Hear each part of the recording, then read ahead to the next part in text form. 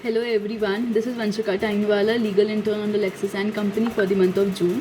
And today in this video, I will be talking about the topic of Farmers Bill 2020.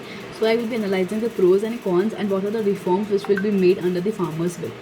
So the Farmers Bill 2020, which is the combination of the three bills known as the Farmers Produce Trade and Commerce Promotion and Facilitation Bill. Second is the Farmers Empowerment and Protection Agreement on Price Assurance and Farm Services Bill. And the third one is the Essential Commodities Amendment Bill.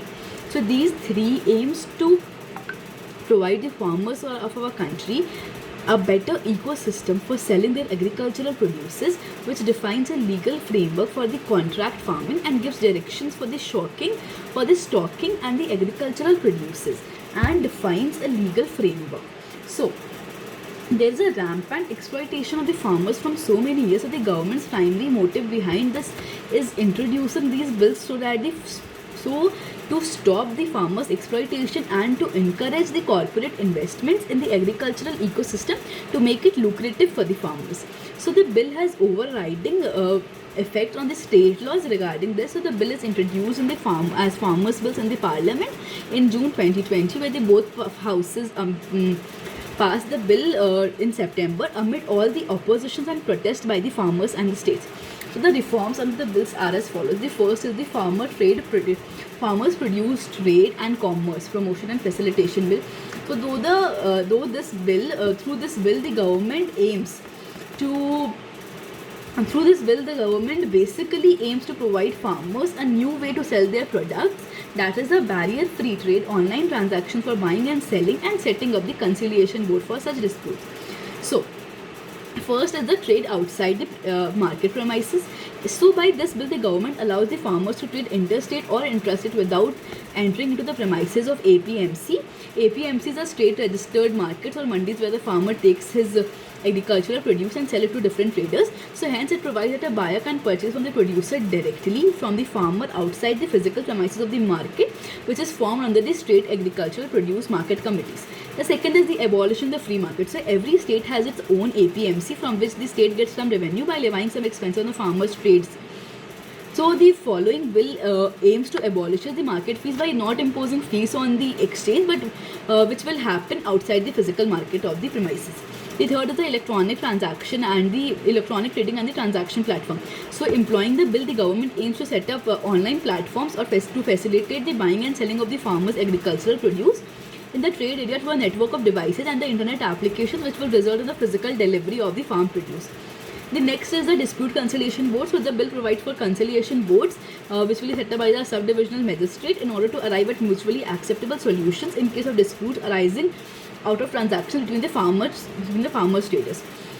So coming on to the next bill, which is the Farmers Agreement on Price Assurance and Farm Services Bill. So the previous bill seeks to lift the trade barriers, while this bill is nearly towards the farming agreement between the farmers and the other purchasing party in order for the future agricultural produce at the mutually agreed remunerative price framework fairly and transparently. So the minimum period stipulation for an agreement is one crop season or one production crop cycle of livestock. So the maximum period for the same is 5 years unless there is a longer production cycle on the farming produce. So the agreement must be mutually agreed by both the parties, and the standards and the quality of the produce should be specified in the agreement. So if the farm price is subjected to any variation, then the agreement must contain a guaranteed price and the additional amount. The third is the Essential Commodities Amendment Bill 2020. So through this bill, the government added surplus 1A in section 3, which provided the supply of such foodstuffs, including the cereals, pulses, potatoes, onions, edibles, oil seeds, and the oils, as the central government may, by notification in the official gazette, specify. It may be regulated only under extraordinary circumstances, which may include war, famine, tremendous price rise, and the natural calamity of grave nature. So this bill aims to attract private investment by removing the heavy stocks on foodstuffs. So the bill prescribes that the basis of imposition of stock limit shall be the price rise, and applicable only in cases of 100% increase in the retail price of horticulture produce or 50% increase in the retail price of non-perishable agricultural foodstuffs. So this was the whole basic concept, wherein the farmer bills are seeing the state government at rapid encroachment on the state's power and component by the agribusiness and markets as state are subjects under entries 18 and 14 independently in list 2 of the constitution. So but through this, the government is trying to provide a better ecosystem to our countries through the Farm Bill 2020, which is being passed in the Parliament and then in both the houses.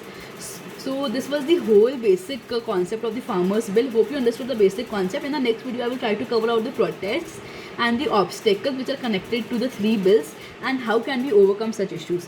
Thank you for listening. Hope you understood today's video. Thank you and have a good day.